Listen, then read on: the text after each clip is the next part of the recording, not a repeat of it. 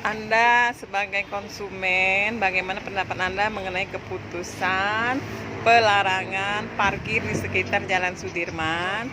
Terus apakah pendapat Anda mengenai pengadaan shuttle bus? Apakah bermanfaat bagi Anda sebagai konsumen? Itu merugi, shuttle bus kan dari ujung ke ujung, dan juga tidak boleh berhenti sembarangan juga itu, sebab mengganggu ke parkir juga, masih efeknya ke parkir. Kedua, konsumen di sini toko dirugikan.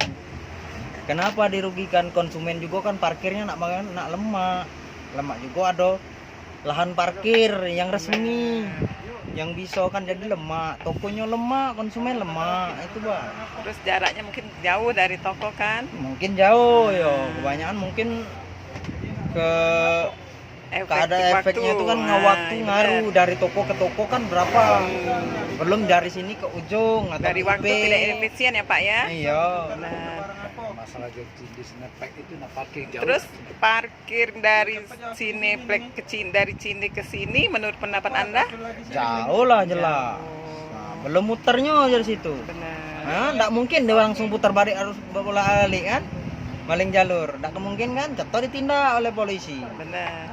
Terus menurut Bapak solusinya gimana?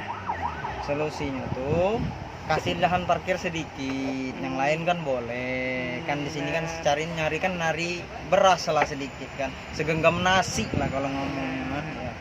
Kasihan yang lainnya yang belum begawi, upahannya sehari berapa harian.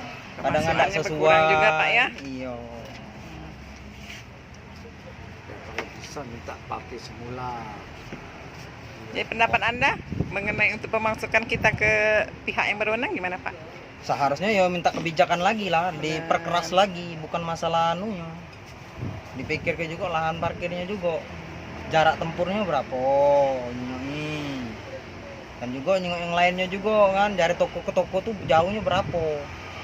Benar. Atau ada kuli ngangkutnya memang enak. Nah, iya. Jadi sama intinya parkir. Anda merasa keberatan Pak ya? Iya. Benar. Makasih Pak ya atas pendapatnya. Terima kasih.